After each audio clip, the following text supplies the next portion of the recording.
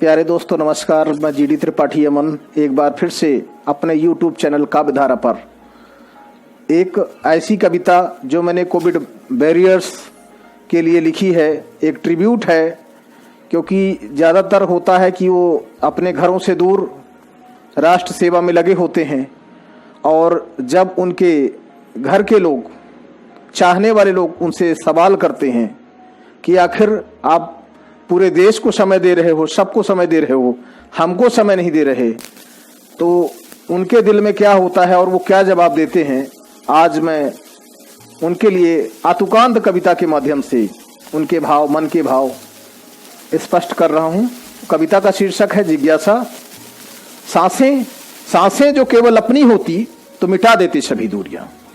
सांसें जो केवल अपनी होती तो मिटा देते सभी दूरियां, कम कर देते फासले, दीवानों की तरह समाज के रस्मों रिवाजों को कर देते धराशायी।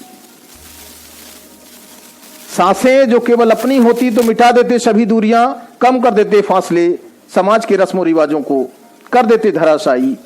दर्द सीने में लिए यूं न जीते, दर्द सीने में लिए यूं न जीते, तुम्हारे खातिर इस तन का अस्तित्व न होता, तुम्हारे खातिर इस तन का अस्तित्व न होता, तो फिर हम अपने कुछ दोस्तों की ही तरह तुझ पर जान छिड़कते, रोज जीते रोज मरते, मौत पर अपना भी आधिपत्य होता, मौत पर अपना भी आधिपत्य होता। पर क्या करूं बेबस हूं, लाखों की सांसें मेरे इन्हीं सांसों के सहारे जी रही हैं। पर क्या करूं बेबस हूं, लाखों की सांसें मेरे इन्हीं सांसों के सहारे जी रही हैं। पर यह मत समझ लेना कि मैं भावशून्य हो गया। मेरा भी मन भावुक हो जाता है जब धड़कनें बढ़ जाती हैं स्वप्न टूटने के बाद। मेरे नैनों में अश्रु आते हैं तेरा संदेश लेकर।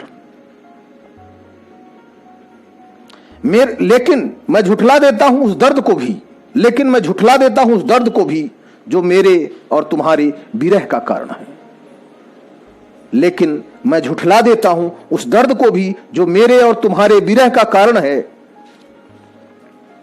लेकिन इसका अर्थ यह नहीं है कि प्रेम के अंकुर नहीं फूटते मेरे मन में। आखिर अजनबी क्यों कहा जाता हूं मैं, प्रेम के इस राह में इतना कुछ होने के बाद भी। मेरा भी मन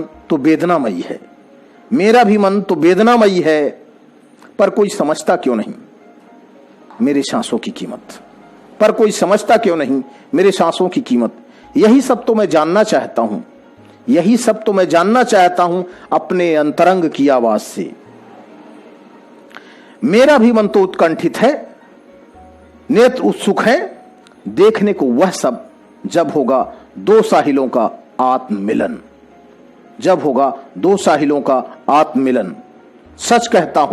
सच कहता हूं मैंने भी मिन्नतें मांगी हैं तुम्हारी ही तरह, एक ही पटरी में जिंदगी की रेल चलाने की। नमस्कार।